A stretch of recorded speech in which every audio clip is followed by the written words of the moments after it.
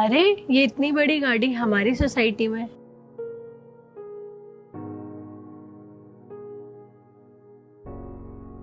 हंस रहा हो। आपके लिए आलू प्याज के परोठे लेके आया हूँ, खा लेना ध्यान से, ठीक है? हाँ बेटा, खाना खा लूंगा। और ये गार्ड अंकल को खाना क्यों दे रहे हैं? अभी जाके पूछती हूँ।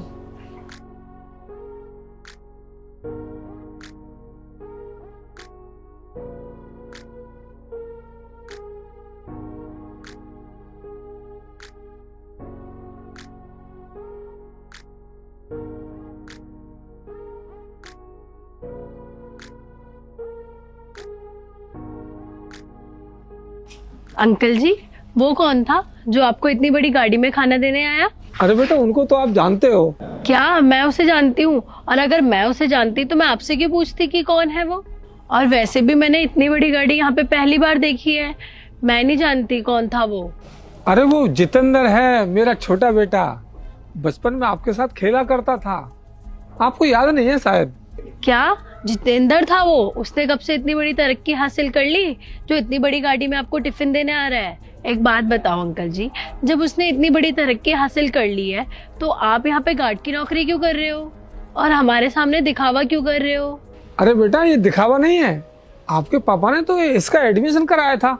जिस स्कूल में आप पढ़ते थे उसी स्कूल में ये भी पढ़ता था। और इसकी इतनी बड़ी कामयाबी के पीछे आप लोगों का ही तो हाथ है। ठीक है अंकल जी, मेरी ये बात तो समझ आ गई कि मेरे पापा ने आपके लिए बहुत कुछ किया है और आपके पास इतनी बड़ी गाड़ी है, घर है रहने के लिए, तो आप यहाँ पे गार्ड की नौकरी क्यों कर रहे हो? और मुझे तो नहीं लगता कि 10-12 हजार में आपका कुछ गुजारा होता हो। कहीं आप ही हमें नीचे दिखाने के लिए तो नहीं कर रहे हो कि आपके पास इतनी बड़ी गाड़ी है, घर है?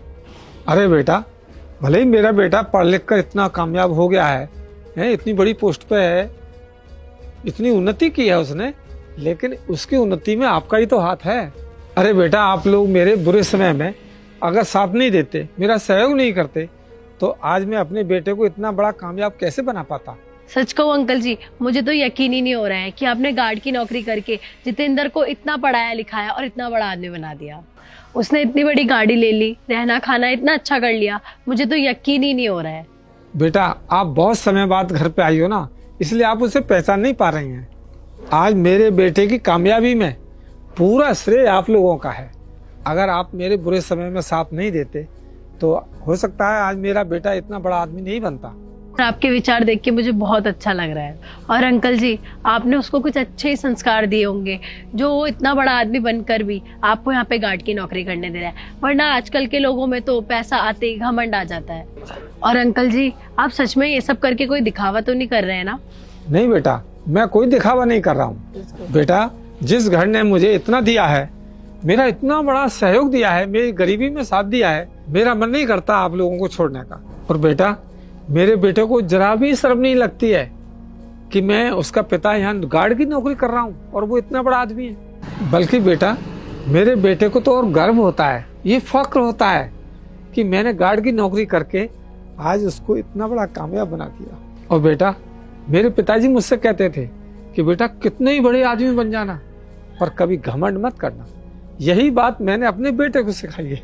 आज भले ही वो कितना बड़ा आदमी बन गया है, पर मुझे गार्ड की नौकरी करते हुए देखकर वो जरा भी शर्म महसूस नहीं करता है, बल्कि गर्व करता है। सच कहते हैं अंकल जी लोग, जहाँ चाहा है वहाँ रहा है। और आपने तो इतनी मामूली सी जॉब करके अपने बेटे को इतना बड़ा बना दिया। और अंकल जी, आपकी ये बात सुन के ना मुझे बहुत खुशी हुई और यही बात ना मैं करण को भी बताऊंगी ताकि वो और मोटिवेट हो। अंकल जी, अब आप खाना खा लीजिए, मैंने आपका बहुत टाइम वेस्ट कर लिया। और हाँ, जब जितेंद्र आएगा ना तो कल मुझे उससे जरूर मिलवाना, मैं उसकी बचपन की दोस्त हूँ। हाँ हाँ, क्यों नहीं बेटा, कल वो खाना देना आएगा ना तो मैं आपसे जरूर मिलवाऊंगा। ठीक है अंकल जी, आप खाना खाओ और कुछ भी जरूरत होगी तो मुझे बोलना जरूर। जी बेटा।